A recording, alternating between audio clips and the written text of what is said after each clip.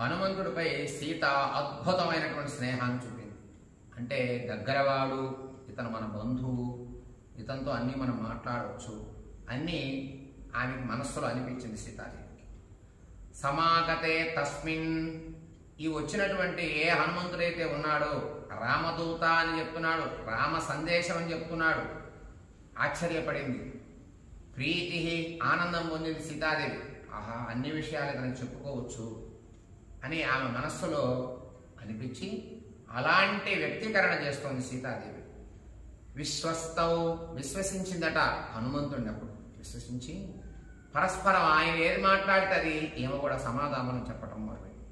ఆయన మాట్లాడిన దానికల్లా ఏమో సమాధానం చెప్తోంది, ఏమో మాట్లాడిన దానికి ఆయన సమాధానం చెబుతూ ఉన్నాడు. ఆయన గౌరవంగా వినయంతో సమాధానం చెప్తున్నాడు, రాముడు దూతలాగా. ఈమె ప్రేమతో ఓదార్పు ఇచ్చినటువంటి